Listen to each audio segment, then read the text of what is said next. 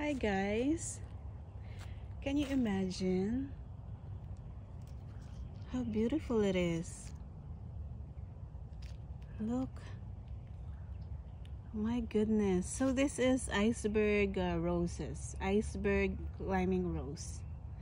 So this is a climbing rose, and can you imagine itong trellis na to guys, oh, it's gonna filled with all of the white flowers up there. Hopefully this year. Baka hindi nila kaya, but baka hindi niya kaya na punuin ito this year, but let's enjoy what it will give us. Sobrang ganda. Can you imagine guys, punong-puno ng white roses dito. Oh my goodness, so exciting. Umulan ba today? Umulan ba kagabi?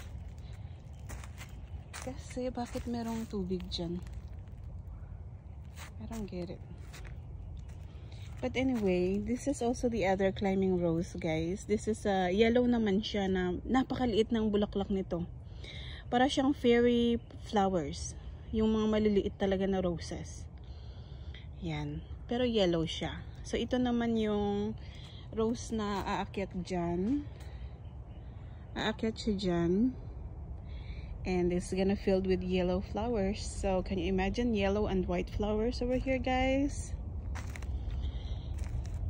It's gonna be beautiful.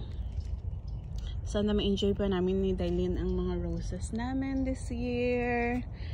Kasi alam niyo naman, I have plans. I have plans. And then ito naman yung isang climbing roses ko. So ito yung bulaklak niya. I forgot what it's called. But this is also a climbing rose guys. As you can see, it's putting on some new growth. Yung mga pula-pula na yan ang new growth niya. Kasi nung last year pinutulan ko talaga siya. I have to prune it or I had to cut it back kasi nga nung last year doon lang sila banda sa may over there on the other side malapit sa water fountain. So you can see merong trellis doon sa water fountain banda. But tinanggal ko lahat-lahat ng mga climbing roses ko doon. And then pinaghihiwalay ko sila. And then now this is one of them. And then the other two is right there. And right there. Tsaka meron pa akong mga roses guys. Ang dami kong roses. Siguro, I'm gonna tell you, I have so many. Can't even count it. Maybe 30. So I don't know what to do with all of my roses. But while we're here, I'm gonna enjoy them. Hanggang nandito pa kami ni Dailin, we're gonna enjoy all of our plants. Syempre, we're gonna enjoy what we have now. So ganun lang ang life guys. We enjoy what we have at the moment. So whatever the garden is gonna give us this year, me and Dailin will enjoy it. And there's a big chance that at some point this year ay aalis kami ni Dailin guys. So I don't know what to do with this garden because I really love it. I love gardening guys. I love it so much. I love gardening. Like it's a healthy disease for me. Kung disease lang yung gardening guys, it's a healthy disease for me. Well actually, I could say it's actually a therapy. Gardening is a therapy. So tingnan nyo yung asparagus guys, oh. So it's growing. Meron tayong 5 puno dito. 1, 2, meron na rin tumutubo doon. 3, 4, 5. Actually, I have 6. I have 6 over here. So 2 over there. 3, 4, yung tumutubo. 5, And then yung isa dito hindi pa tumutubo. So I hope okay lang sila, no? They're gonna be still alive. And then look at this, guys. My celery. Look at how healthy they are. Kasi yung mga topping ko dito, guys, is compost. Almost everything here na ginamit ko na lupa dito is compost. Everything is organic. So, tingnan nyo itong celery, guys. Oh, how healthy it is. Kasi nag-transplant ko lang yan dyan. So, there's 4 of them over here. Isa, dalawa. And then, there are 2 more over here. Tatlo, 4. And then, I have more celeries over here. Pero kasi delayed sila dito dahil yung mga celeries dito kasabay. Magkakasabay lang yan sila nung pinakita ko nung just few seconds ago. Kasabay lang nila ito. Kaso lang dito, masyado silang nasusuppress sila ng mga dahon nitong carrots, ano. Kaya ayan, maliit pa sila dito. Just small. Meron dun doon. Marami din yan sila dyan, baka 20 nga eh. Baka, basta mga less than 20. And then meron pa akong naka nursery pot na mga celeries na I'm trying to give away sa mga taga Jacksonville. So nag-post na ako doon sa group, Facebook group. Kung sino may gusto, they can come and get it. So ayan, guys. Oh. So yeah, like I said, whatever we have here this year, i-enjoy lang namin ni Dailin. We're just gonna enjoy it. Ganun lang naman ang life, guys. Yung life ay talagang magbabago yan. So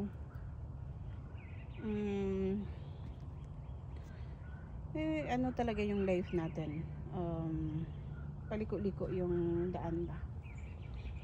At merong mga changes talaga yan. So kung may mga changes man, embrace na natin yung mga changes na yan, guys. Ano, kasi ganun talaga yung life eh. We just have to embrace the changes. And tingnan nyo ito, guys. So, oak leaf, what you call this? Oak leaf lettuce. So there's a whole bunch of them over here, as you can see. And then there's more lettuce over here. So yan. And then dito naman is puro spinach. And then yan na yung ating mga carrots. Nag-harvest tayo dito just a few days ago. So ano bang ginawa ko doon sa carrots na yun? O nagluto ako ng corned beef na merong potato and cubes na carrots. So yung kalahati nung ginamit ko. And then the other half is nandun pa rin sa refrigerator.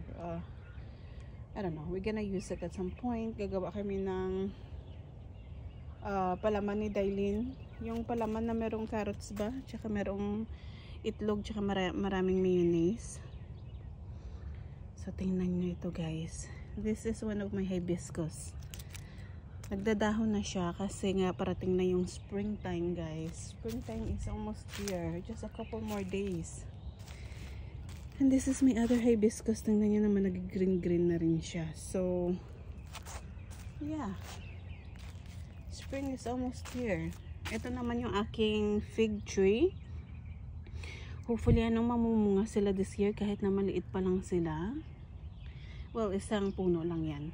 That's just one plant. So, hopefully, mamumunga siya this year. And this is my apple tree. This is my Fuji apple. As you can see, ito ang resulta ng tiglamig dito sa amin, guys. Talagang natatanggalan sila ng mga dahon. Ayan. But meron pa na naman natira. But ganyan talaga natatanggal yung mga dahon nila. So sometime soon magsisilabasan na yung mga dahon yan. And if ever na mamulaklak man ito, ay very good. Kung mamulaklak siya, ibig sabihin it's gonna give us some fruit. So ito din ang aking isa sa mga hibiscus ko, guys. Tingnan nyo, oh. Ito yung mga iniiwasan ko, mga damo-damo. Kaya naglalagay ako nitong ano na to, with barrier. Kaso lang, syempre, habang lumuluma yung with barrier, nabubutas din siya. Kaya ayan, tumutubo ulit yung mga weeds.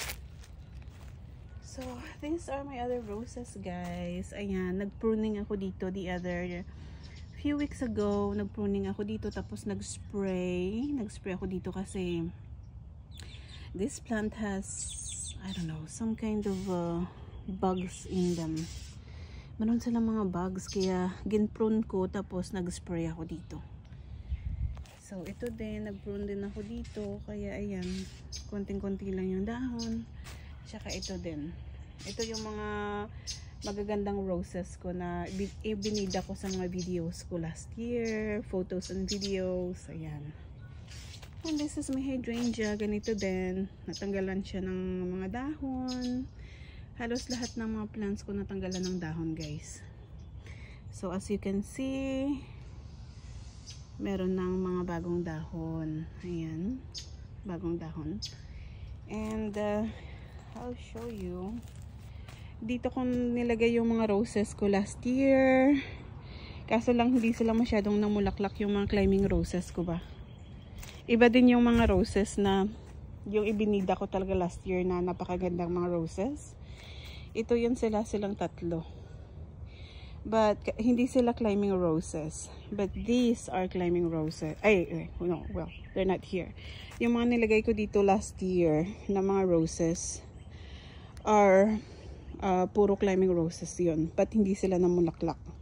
Except lang sa iceberg. Yung color white na rose. Yun ang iceberg rose. Isa lang yung rose ko na white ang color niya eh. So iceberg rose ang tawag doon. Iceberg climbing rose. So as you can see, wala na sila dito kasi nga pinagtatanggal ko. And then yung mga clematis ko ba last year, dito ko rin sila nilagay. But nagdahon lang sila, walang bulaklak. Actually, out of 5 of them, kasi 5 plants yun, dalawang klase lang yung namulaklak, purple and white.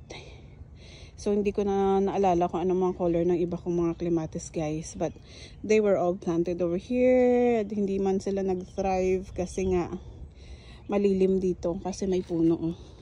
There's a tree. So let's check this one out, guys. This is my, hindi ko alam kung buhay pa to eh. OMG.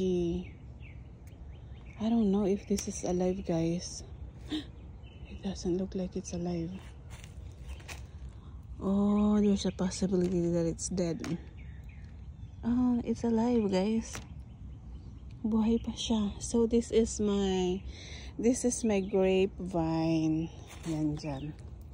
Grapevine yan dyan siya, guys. But as you can see, wala din siyang dahon. So let's wait kung kailan siya maglabas ng mga dahon, ano. But to me it looks the whole top thing. Oh, it's alive. So this is how you do it, guys, to check kung ang plant mo ba ay buhay pa ba o patay na. Ganyan lang, guys. Oh, scratch test nyo lang siya. So as you can see, madumi yung kuko ko, guys, but don't focus on that. Lagi akong nag-wash ng hands ko. So ayan, may green pa siya. So that's how you can tell kung buhay pa yung stem ng plant mo. Scratch test lang ang tawag dyan. So i-scratch mo lang siya, ganyan. Ito kasi very tough yung ano ng plant na to, yung skin ng plant ba. Very tough siya kasi I don't know, maybe that's just how it is for the grapevines. But ayan, na-scratch ko na siya. So very, very alive pa rin siya. Very alive still. So ayan, yung aking water fountain. Ito yung fountain ko na talagang nung under freezing temperatures kami dito few weeks ago, ay gumising ako ng 6 AM ba yun? Madilim pa yan dito, 6 AM sa amin around winter time. So inamti ko siya Kasi mag-crack man kung hindi ko siya i-empty. So, ito yung aking other roses. Ito naman yung mga orange ko na roses. Napakaganda yan sila. Ang tawag dito is, what do you call these plants? I forgot. Andito pa ba yung pangalan niya? It's, oh, hindi na natin mabasa, guys. Well, I forgot what it's called, guys. And here are my other plants. Ito yung mga binibigay ko na mga seedlings, guys. Of course, I'm gonna keep 10 of them. So, cabbage. Ayan yung binuhay ko from seeds na... What are these? I forgot what they are. Some kind of flowers. I forgot. Snapdragon. And then we have... what do you call this? We have kale right here. Malalaki na yung mga kale. So mga kale ang mga yan dyan. And then we have celery right here. I'm trying to give away. And we have peppers na nakaprune na yung mga peppers dyan. See, as you can see, guys, they can handle freezing temperatures over here. So matatanggalan lang talaga sila ng dahon, but ano pa rin, buhay pa rin sila, kita nyo.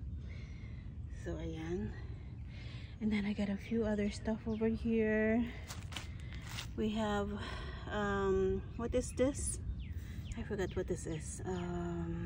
Dang it, I forgot. Ampalaya. Oh man, they're not looking good. And I have other stuff over here. I need the water and the potatoes. And then we have the, what do you call this, guys? Sayote. So 1, 2, 3. We have 4 plants in sayote dito, but the other one, I think the other one is dead. So now we only have 3 plants. And then we have more seedlings over here, guys. Ito yung mga coneflowers na transplant ko just a few weeks ago. So ayan, I think na overwater ko sila yesterday. Hopefully hindi sila mamatay, you know. Kasi ganyan yung mga cornflower, pag na-overwater mo sila, mamamatay sila. And then I have a few stem cuttings over here na I'm trying to grow. I think buhay pa rin sila. And some more peppers and then talong. So I'm not worried about talong right now, guys, kasi so yung mga talong ko doon sa garden, sa backyard is buhay na buhay pa rin. So ayan. And this are my other stuff na tinanim ko, mga seeds, hindi pa rin sila nabubuhay. It's been a while, so I guess it's a loss now. Ibig sabihin, they're not gonna grow. And then ito yung mga cool season na mga ano. I have to separate these, guys, as you can see. So I have more, what do you call this? I have more lettuce over here. I have more lettuce I have to transplant. And then we have cabbage over here and arugula. What? Oh my god, we have so many. And so I need to transplant this already and then give them away. But as soon as I have time, I'm gonna transplant them. They do need to be transplanted separate from each other. So ito naman yung aking wild strawberries. I think you call them pine strawberries, but these are wild strawberries, guys. Yung sobrang liliit talaga nila. Yung mga bunga niya is sobrang maliit lang talaga. As in, ganyan lang siya, guys, ang bunga niya. It's not gonna go bigger than that. Ayan, guys, oh. Ayan. Hindi nalalaki pa yan. That's it. Yan ang wild strawberries na tinatawag. Maliliit lang talaga yung bunga nila. So, this one, sometimes I pick them and then I eat them. But, hinahayaan ko na sa mga ibon ito dito. Squirrels and the birds eat them. Kaya gaya nito, ayan. Ganyan na lang siya. So, hihinog na lang talaga siya. Hindi na siya lalaki yung bunga. And then I have more over here. more wild strawberries over here. As you can see, namumunga na nga rin yung isa. May bunga na rin siya. So, mga ibon tsaka squirrels lang kumakain dyan. And then, ito naman, sometime very soon, very soon, this week, magtatanim na ako dito ng garlic. And then ito, tatanggalin ko yan dyan. I have to transplant it. And this is my other rose. Earth Angel. Ito yung napakaganda kong rose na binibida ko talaga last year, guys. Na parang konting pink siya na puti. Ayan. Na napakaraming petals. Ito yan siya. So I have to transplant it. And then I have more I think the same yata sila ng variety. Ito. Rose. Ayan o. Nakapasok yung vines dyan sa loob. So I have to tatanggalin ko yan. But yeah, guys. Ganyan dito sa backyard ko. Kailangan kong mag-ayos na ng backyard namin very soon. Tingnan niya naman ito. Nahihinog na yung jalapeno. Hindi namin na-harvest ng dailin. So yeah, we have a lot of stuff to take care of over here sa backyard namin. And as you can see, marami pa ako mga potted plants dito. Ayan, these are my other two clematis. 1, 2.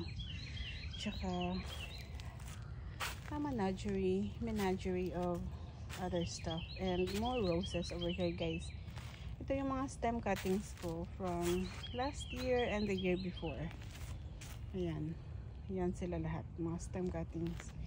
And then I have, ano bang tawag dito? I forgot what they are called. But I also grew these from stem cuttings. All of these. Meron na ako natanim doon na 3 doon sa front garden ng bahay. So I have more. And more potted plants over here. As you can see, tutumba na nga yung iba. Alam nyo, guys, never akong nagwo-water dito ever since fall. Mga kalagitnaan ng fall last year. Mga, I don't know, let's say for example, mga around November. Hindi na ako nagwo-water dito. Sa lahat ng plants ko, I didn't water them. Kasi umuulan dito kasi once a week. If not once a week, once every 2 weeks. Tsaka around fall and winter time, yung mga plants hindi nila kailangan ng maraming tubig. They really don't. Kasi hindi sila mag-grow din dahil sobrang lamig, hindi sila mag-grow. So, ayan yung aking mga kitchen scraps na kailangan kong ibaon sa lupa. So, I have to dig and work more. So, since the last time I did vlogging dito sa garden na about sa garden bed, sa raised bed garden, hindi na ako nakapagtrabaho ulit dito. So, ayan pa yung tatrabahoin namin ni Dailin, guys. And I think that part right there, ika-cut back lang namin yung mga kahoy-kahoy dyan. Kasi yan talaga yung let's go near it, guys. Oh, kita nyo, guys. Oh. Dahil sa lakas ng hangin, natatanggal yung cover. Oh. But itong backyard namin dito, kita nyo ito, guys. Yung mga kahoy-kahoy na yan. This is a really some kind of mulberry. Very grabe siya. Tumutubo siya everywhere dito sa backyard namin. So we have to cut them back all the way sa ground and then i-cover na to para hindi na sila tumubo. But over here, hindi pa kasi namin na cover ni Dailin. So tingnan nyo naman, sobrang dami. So I think we're just gonna cut it back this year and I don't know if ka-cover pa namin ni Dailin, but dang it, I have to fix that. Look at this. I still have more. And then look at that, guys. They grow everywhere. Kahit na naka-cover na namin, they grow everywhere. Andun. So grabe talaga yung backyard na to. Kasi hindi man ako masyadong natutuwa sa backyard na ito, but right now this is what we have. So you know what they say, you just try to love what you have, you enjoy what you have. That's what they say. So ito yung mga talong, as you can see, buhay na buhay pa yan sila guys, yung puno nila, yung roots nila buhay na buhay pa yan. So all I really have to do is just cut it back, tutubo pa yan sila. And then my other peppers, and ito yung mga ano ko, para ito sa mga monarch butterflies na plants, as you can see. So I have to give them away to people who wants them, mga taga Jacksonville. And this is my malunggay plant, buhay na buhay siya. They can actually survive freezing temperatures, and even below freezing they can survive it. And my compost pile, I have to get rid of this year.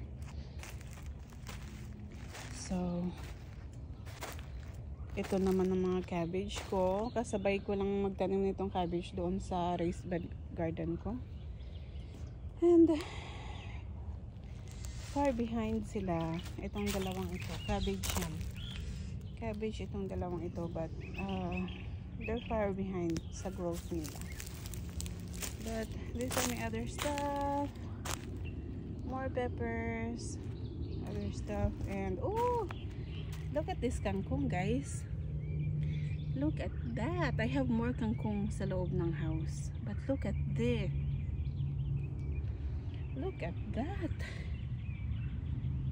Whoa, OMG. I just have to water them kasi they need water. And this is my lemon tree, as you can see, protected pa rin siya. So ayan, I really don't know what plant this is guys, pero nung bumili ako nito, I bought it, it says on the packet campanula, yung vining campanula, or ground cover campanula. So I don't know if this is campanula though. It looks like just a regular weed, kasi yung mga weed na tumutubo dito kamukhang kamukha niyan. So we'll see guys if it's a weed or what. But here are my other plants. It's gonna be different over here soon kasi tutubo na yung mga dahon, mamumulaklak na sila. Ayan. So balik na tayo dito sa aking onions. And I don't know what to do with my onions guys. Hindi pa rin sila like gaya nito. Oh wow, look at that guys. Oh, meron na siya, lumalaki na siya. Hindi kasi ako masyadong nag-water dito, so mag-water niya ako dito muna. So that is all guys. Thank you so much for watching. Babu.